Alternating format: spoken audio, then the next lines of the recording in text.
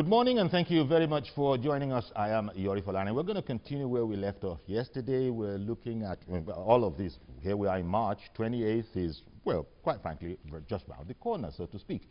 And yesterday we started off from the rally that was held in Lagos over the weekend by the organization NUD, Nigerians United for Democracy. That's right. Nigerians United for Democracy. And the thrust of their protest was, it seemed to be a suspicion that, look, if care is not taken, there just might be a fresh postponement. Now, we're saying, is that making a mountain out of a molehill, or is it indeed, is there any, justification to the whole notion?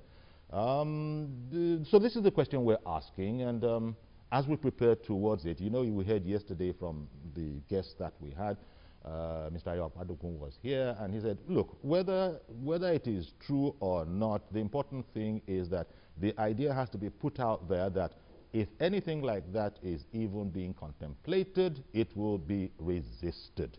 So we'll continue to look at what the signs are. Why is it that things are going along in this direction? So that's going to be our focus. Just stay right with us, please. We'll be right back to really enter into the conversation. And of course, we'll include your calls. Don't go anywhere, please. Hello folks, it's an upbeat evening as always. And yes, we're still on Mellow World Radio Continental 102.3 FM. Hey, what? What are you? The world needs more music, Lagos needs more music.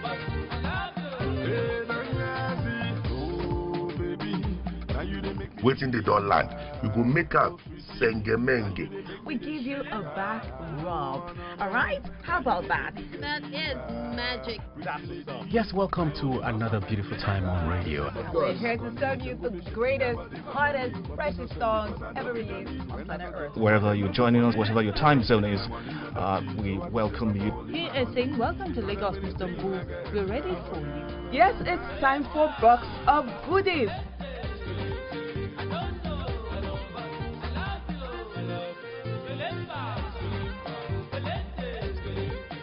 Fun every minute, information every hour. Radio Continental, on air, online, and on your mobile. Lagos, the economic capital of West Africa, with a population of more than 20 million people. A lot of things happen here, but not all are well reported.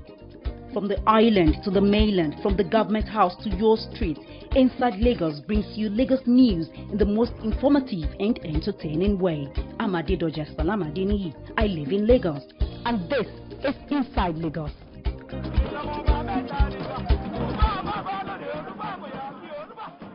Showing on the station every Monday at 2:30 p.m.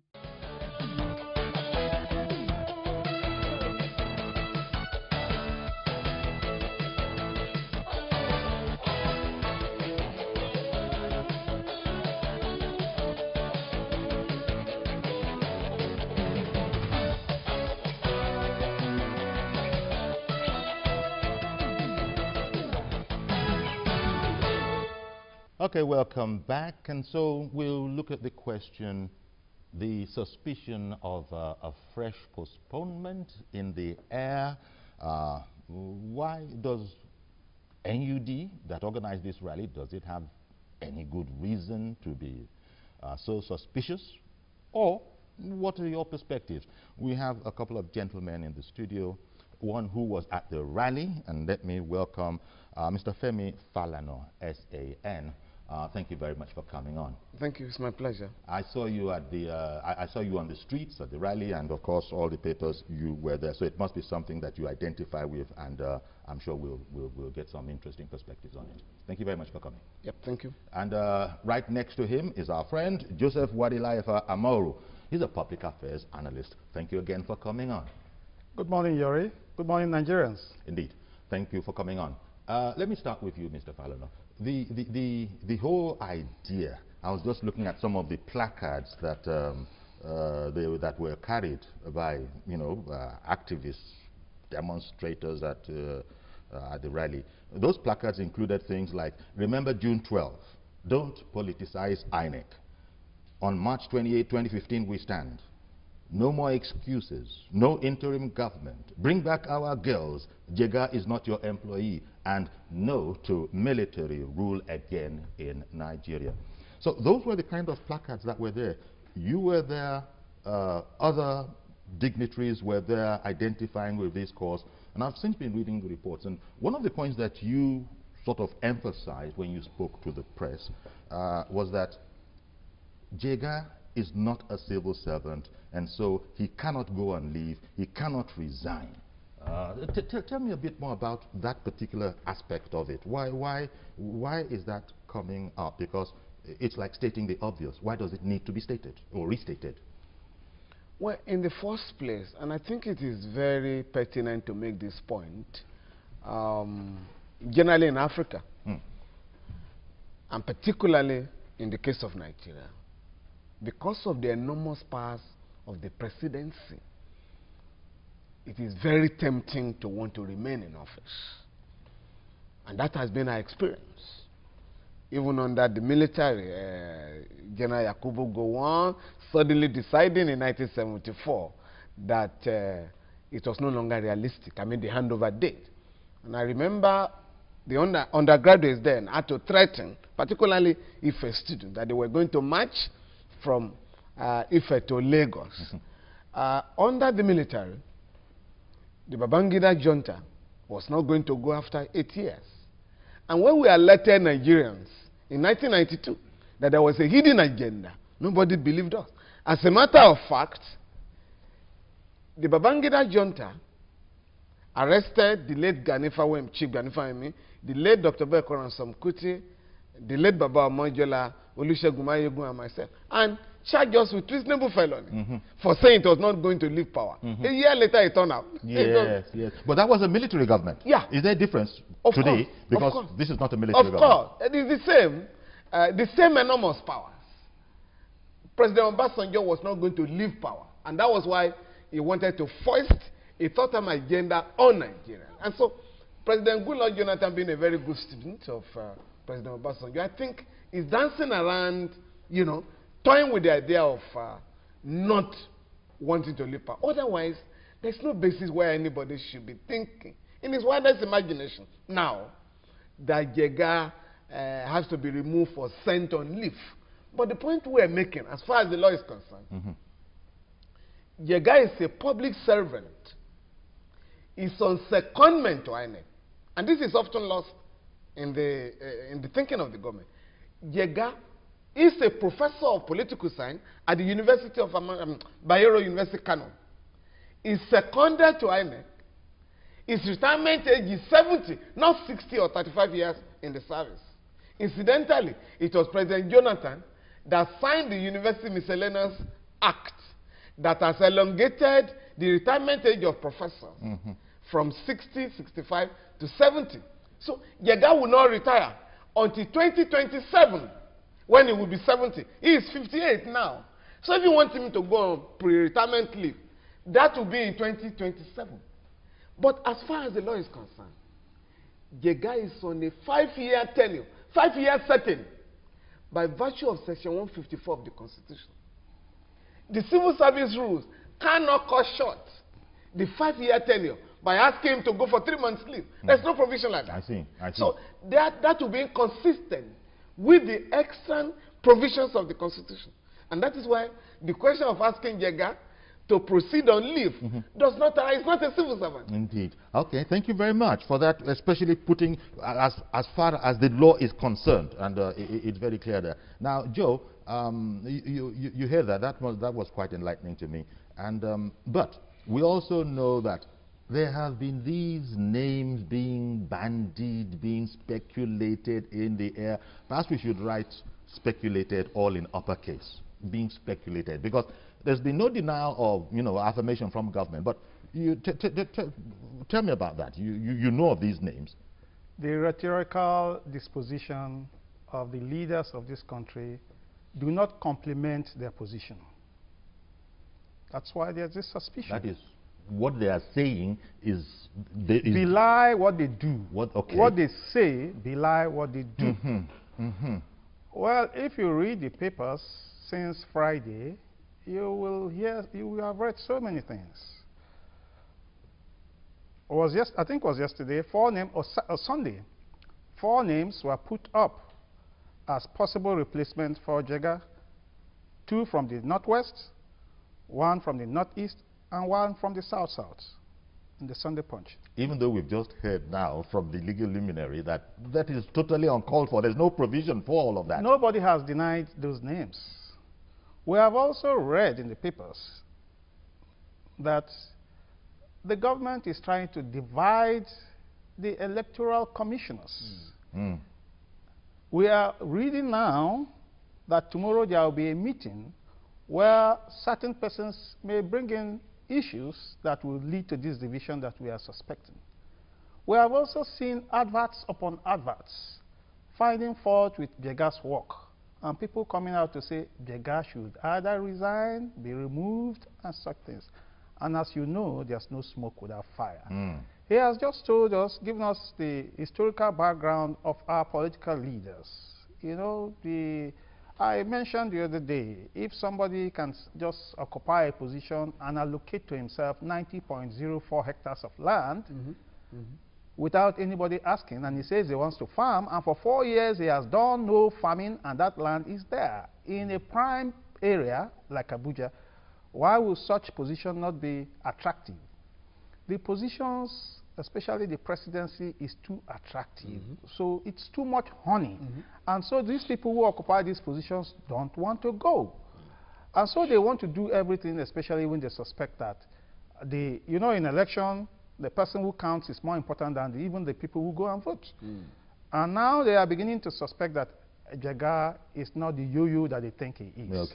And that's why they're doing what they're doing. And as a result of that, you hear things, well, admittedly, on Facebook, which is not really a professional, you know, news source, but you begin to hear things as JEGA is working for one party or the other. He's in cahoots. No, I think that would be unfair. I've known JEGA for close to 30 years as president of the Academic Staff Union of Universities, and I've been their lawyer, you know. And so I know JEGA very well. In 2011, people have also forgotten that JEGA conducted the 2011 election, which produced Dr. Goodluck Jonathan as president. At that time, there were areas of the country where he was almost declared a persona non grata for declaring President Jonathan, you know, as the winner of that election. But he insisted. From the records available, from the returns, this man won the election. So it is unfair to turn around now and say the man is working for a particular political party. But more importantly, I think the issue has gone beyond speculation. In his last media shot, President Jonathan, while he was attempting to deny that there was any move to remove Professor Achairo JEGA'S INEC chair, added a rider, albeit erroneously, that I appointed Professor JEGA, another INEC commissioner, so I have the power to fire them. No, with profound respect to the president. It's not true. He does not have the power to hire and fire JEGA or INEC commissioners or resident electoral commissioners by virtue of Section 157 of the Constitution. If Professor JEGA or any REC or national commissioner is going to be removed, the president will have to present an address to the Senate, setting out, outlining the reasons for the proposed removal. And the president will have to convince the Senate, because there has to be a resolution, backed by not less than 2/3 majority of the members of the Senate. So you cannot just wake up and say, oh, I can hire and fire. It's not your domestic servant. This is an appointment backed by the Constitution. So you cannot go outside the Constitution to remove him. The terminal leave they are, you know, circulating, again, is inapplicable. That is public service rules, civil service rules. It cannot take the place, it cannot displace the extant provisions of the Constitution that says, Section 155, the man shall be in office for a period less than 5 years. Yes, yes. Now, it's very interesting to hear all of this. And if by the law no such objective can be achieved, what if the man were, for whatever reason, and I emphasize the words for whatever reason, decide to throw in the towel and resign? Well, that's his personal decision. Because anybody has the right to because there's also the whole idea about he might be pushed to resign. Anybody can resign. He might be put in a situation where he says, you know what, I chuck it. No, JEGA has said openly, and I'm not caused to doubt him, that I am not going to resign. I have a job ahead of me, and I'm going to discharge my duty. So he's not going to resign. And he has said that. He did say that. Oh, he has when a journalist put it to him, saying there is no cause for him, so he will not resign. So it's not as if these whole ideas are not out there, Joe. So it seems to me that what the organization NUD, Nigerians United for Democracy, seem to be about is to make assurance doubly sure that things proceed exactly as have been stated, that the elections shall now take place on the 28th, and where nobody should think about any further postponement. NUD wants Nigerians to be vigilant.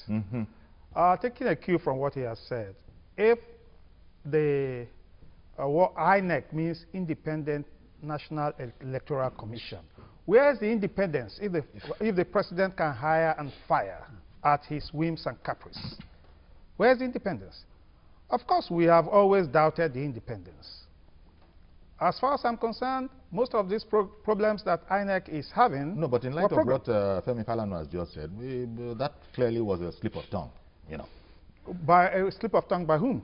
Well, the president. No, it couldn't have been a slip of tongue. Because the president, as you know, also said that this whole business about the security situation, the military writing INEC, they didn't even tell me before they wrote him. Well, so I don't know very much about this matter. Yesterday said he has a right to believe or not. I also have a right to believe that or not. Where is the independence of INEC in this whole matter? If the president can hire and fire the chairman of the INEC, you find out that the programming of INEC has resulted in the problems we are having. Because if you release money at the wrong time, will INEC be able to pay for all the PVCs at the right time? If you release money at the wrong time, will INEC be able to buy the card readers at the right time? And when we were shouting that... Even those card readers, as you know, are now beginning to find disfavor, shall we say, in certain quarters. Exactly, after they have paid. Yes. Budgeted for and paid for. Because they have become suspicious. They are now even doubting the efficacy of an electronic